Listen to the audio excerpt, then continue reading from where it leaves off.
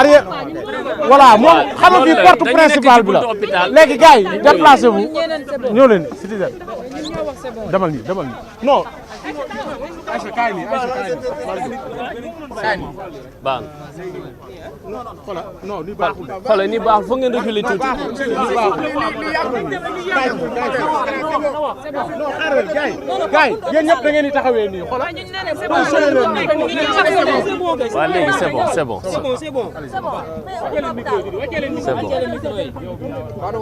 waaw man de seen micro yi taf na ma ci weñ bi déjà xaaral baaxul bàyyi ñu organiser rek comme waa def leen daal dama citizen nii doo nooyi waaw d'accord ñu def rapidement waaw dañu gars yi ñu déglu gars yi waaw dañu génnoon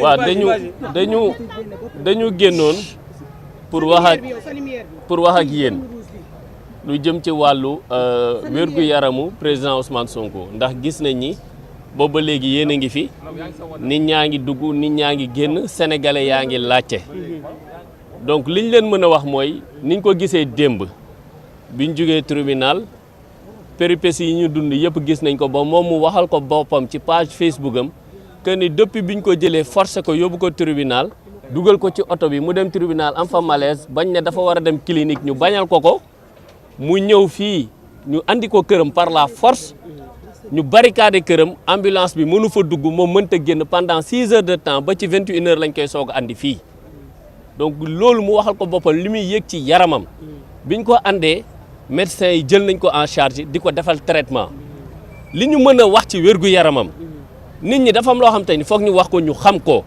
li ñu soxla ci wérgu yaramu Ousmane Sonko fi mu toll nii amaguñ ko donte ni médecin yaa ngi koy defar traitement bi war mais ñun li ñu soxla ci wérgu yaramam amaguñ ci lu dal suñu xel foog sénégalais yi xam loolu ñu ngi koy defar traitement naam mais ñun amaguñu lu dal suñu xel ci wàllu wérgu yaramu président Ousmane Sonko te loolu li ko waral mooy liñ ko def démb te sénégalais yëpp gis ko àddina gépp gis ko mooy forcé nañ ko pamte nañ ko brutaliser nañ ko asperger nañ ko liquide boo xamante ni ba tey fii may wax ak yéen kenn xamul lan moo nekk ci liquide boobu moo tax tey ñu andi ko fi tey toute la journée personne ne peut avoir accès à lui ñun ñii di ses plus proches collaborateurs ak les membres de sa famille ne peuvent pas le voir parce qu'il est sous traitement ñu ngi koy defar ay soins mais liñ ci mën a wax askanu Sénégal war koo xam mooy à l'heure actuelle wérgu yaramu président Ousmane Sonko amaguñ ci lu dal suñu xel te nag foog ñu wax ko sénégalais yëpp dégg ko lu ko mënti dal ci fii mu nekk ci lalu hôpital bii nañu xam ne du responsabilité kenn lu dul benn nit muy Macky Sall ndax li xew démb su amee ku joxe ay ordre autorité ci réew mi xam nañ kan mooy autorité bi gën a kawe ndax Macky Sall lu mu bëgg ci réew mi dina ko am su fi bëggee jàmm dina ko am su fi bëggee fitna itam dina ko am mais kan mooy ordonné loolu takk der yi li nga xam ni moom la ñu def démb ordre yi ñu jot kan moo leen ko jox ki leen ko jox mooy ki nga xam ni mooy Macky Sall donc président Ousmane Sonko moo ngi fii donc lu ko dal na askanu Sénégal na àddina xam ni lañ ko def démb moo ko yóbbee ndax jël nit forcé ko yóbbu ko tribunal te yoon mee ko bu ko neexee mu bañ a dem nga asperger ko liquide boo xamante ni ba tey fii ñu wax yéen kenn mënu la wax liquide boobu lan la ñu jëlaat ko forcé ko andiwaat ko këram te ñu waroon ko jëlee ci tribunal bi def ko ci ambulance yóbbu ko clinique ñu bañ pendant 6 heures de temps ñu bunkeriser ko këram ambulance mënul dem moom mënul génn ba 21 heures lañ koy soog a andi fii donc que Macky Sall na assumer l'entière responsabilité de l'état de santé dégradant du président Ousmane Sonko parce que ñun amuñu lu dal suñu xel ci wàllu wér-gu-yaram dañ koy wax. est-ce que mën nañ xaarandi ëllëg mu demander pour dem fi nga xam ne mooy au niveau de l'étranger pour faju ji. loolu xëy na docteurs yeeg wàllu avocat yi suñ ci àggee dinañ ci wax mais comme dañ fi nekk journée bi te ñu bëri xamaguñu lu jëm ci wàllu wér-gu-yaram mais ñun ñi nga xam ni jege nañ ko waxtaan nañ ak docteur mais li ñu jàpp mooy wér-gu-yaramam comme ni ma ko waxee amaguñ ci lu dal suñu xel ndax ki nga xam ne bi muy génn démb cité kër góor gi na mu meloon du kooku moom la ñu gis nii tey moo tax ñu ne amul lu ci dal suñu xel na ko sénégalais yi xam na ko militants yi xam na ko sympathisants yi xam ne ko droit de l'hommiste yi xam ñii xeex wàllu àq ak yelleef ci réew mi ak biti réew su yaboo ñu xam ko Ousmane Sonko mi génnoon këram démb à 9h pour dem tribunal du Ousmane Sonko boobu la ñuy gis ci kaw lalu hôpital bi actuellement. Quel est le message que vous lancez à vos militants? Parce qu'on voit au niveau de Keur Massar et dans d'autres périphéties du pays comme Ziguinchor, les manifestations s'intensifient. Et alors ici, on voit un calme qui règne. Quel est le mot que vous lancez par rapport aux zones d'hier qui étaient en train de manifester? Vous savez, le président Ousmane Sonko a été suffisamment clair en termes de déclaration.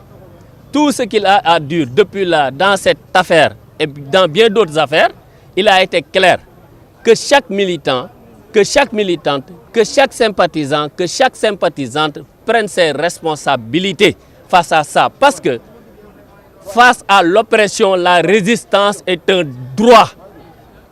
Et actuellement, c'est un devoir. Parce qu'on est en train de nous imposer une dictature qui ne dit pas son nom. Ce qui s'est passé hier, ce n'est pas du droit. Ce qui s'est passé hier, ça ne se passe pas dans un état de droit. Parce que dans un état de droit, un citoyen a la liberté de comparaître ou de ne pas comparaître. Sauf un mandat d'amener qui aurait été émis par un juge, nul n'a le droit de prendre le président Ousmane Sonko, de le malmener, de le brutaliser, de lui asperger un liquide dont on ne sait c'est quoi la composition, pour l'amener de force au tribunal. Là-bas, il fait un malaise. Son médecin demande à ce qu'il soit transféré dans une clinique pour être pris en charge très rapidement. On le lui a refusé ça. On a vu qu'on l'a encore mis dans un blindé pour l'amener de force chez lui. Et à partir de chez lui, qu'est-ce qui s'est passé? Pendant 6 heures de temps, il a été tenu, il a été séquestré. L'ambulance n'arrivait pas à accéder à son domicile. Lui-même n'arrivait pas à sortir de son domicile. Vous pensez que ça c'est normal dans un état de droit? Et ils partent sur tous les plateaux, sur toutes les tribunes, dire que le Sénégal est un état de droit. L'état de droit se fait avec le droit. L'état de droit ne se fait pas avec la dictature. Ce qu'on a vu hier, c'est du banditisme d'État qu'on a adossé au droit. Mais il n'y a pas de droit ce qu'on a vécu hier. Maintenant, quelle doit être la réaction? La réaction, je l'ai dit, que chaque militant, que chaque militante, que chaque citoyen sénégalais épris de justice, épris de démocratie, puisse prendre ses responsabilités. Parce que ce qui se passe avec lui, que les gens ne commettent pas l'erreur de croire que ce qui se passe avec lui va s'arrêter avec lui. Non. Une dictature n'a pas de limite. Une dictature commence toujours quelque part, mais on ne sait pas où cela va finir. Donc que chaque citoyen, au-delà même des militants, au-delà même de notre parti politique, que chaque militant puisse prendre ses responsabilités. Parce que je dis et je le répète, face à l'oppression, la résistance est un droit. Et ça, c'est un droit fondamental qui nous a été conféré par la charte fondamentale de notre pays, qui est la Constitution. Si nous sommes toujours dans un état de droit. Mais malheureusement, depuis l'avènement de Macky Sall, depuis sa fameuse déclaration disant qu'il va réduire l'opposition à sa plus simple expression, c'est ce qu'on a vu. C'est-à-dire quelqu'un, un homme qui nourrit la violence, qui entretient la violence, qui fait tout avec la violence pour faire taire toutes les voix discordantes par rapport à son régime. Et on nous dit qu'en 2023, on est encore au Sénégal dans un état de démocratie. Vous trouvez ça normal? Aujourd'hui, ses proches ne peuvent pas accéder à lui. Nous, certains les membres de sa famille, pareil. Ses plus proches collaborateurs n'arrivent pas à accéder à lui depuis hier. Et je le dis, je le répète, et ça c'est pour la communauté internationale. L'État, nous ne sommes pas du tout tranquilles avec l'état de santé du président Ousmane Sonko. Tout ce qui lui arrivera sur son lit d'hôpital est de l'entièreté responsabilité de Macky Sall, qu'il assume cela. Donc que chacun prenne ses responsabilités face à ça. Je vous remercie. Pour l'affaire des nervis à Médina, nous avons également enregistré 2 morts. C'est déplorable. C'est déplorable. Comment un dossier que eux ils disent c'est un dossier ordinaire qui puisse conduire jusqu'à des meurtres, des morts, vous trouvez ça normal? C'est pas du tout normal. L'État est garant des libertés. L'État est garant de l'ordre public, d'accord, mais cet ordre public ne peut pas se faire avec un désordre, avec des ordres qui créent des désordres publics. Parce que quelqu'un qui décide d'aller au tribunal, si le président Sonko n'avait pas décidé de se rendre au tribunal, mais il allait rester chez lui. Ah oui. Leur responsabilité, c'est de l'accompagner et pour qu'il aille au tribunal en paix.